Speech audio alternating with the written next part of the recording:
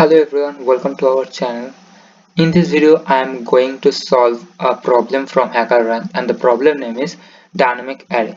First of all, please read this question, then come back and solve this question with us.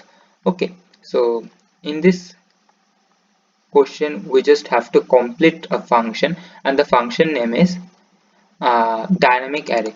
In this tutorial, I am going to use Python 3 for my programming language or as my programming language.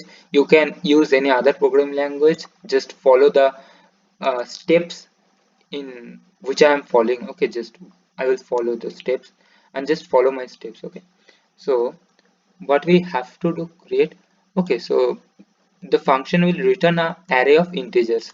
Okay, and there is a two type of query. Maybe first query is 1xy and second type of query is 2xy. So basically there is a we have to create a initially a two-dimensional array, and I take a array as name arr, and okay, I just have to create a two-dimensional array. So for I in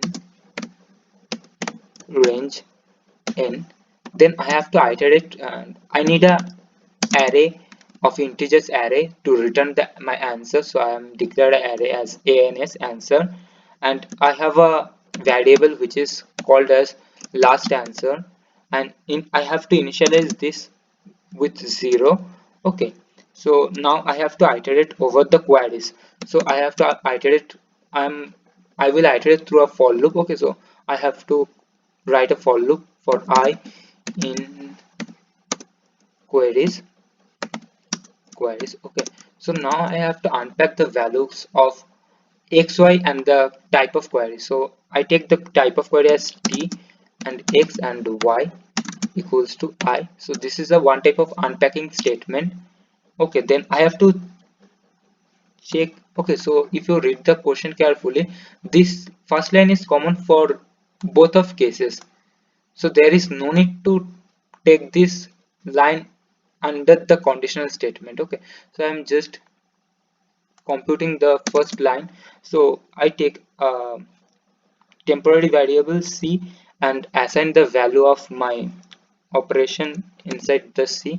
So x XOR and the last answer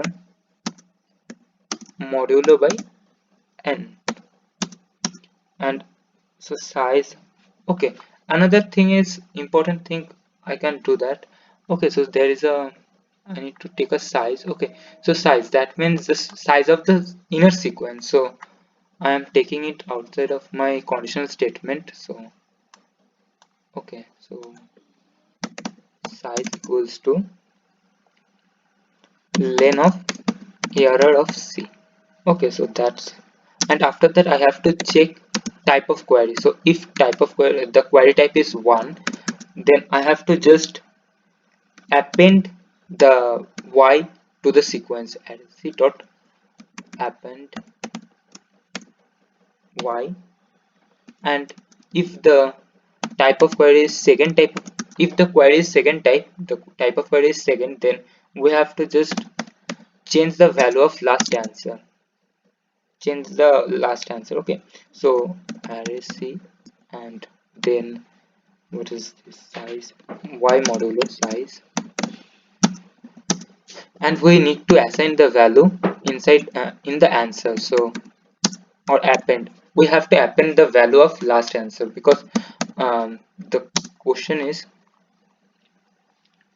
okay, so output must be return the rules of each two type of query. So we have to change and print the new. Okay, we have to return this last answer for each queries. Okay, so it's just now our function will return our array or answer array. So return a n s. Okay, so just check the program. Okay, so our program, okay, just submit it. Okay, so that's all for this video. I think this is helpful for you. If it is helpful, then please like and subscribe our channel. Thanks for watching this video.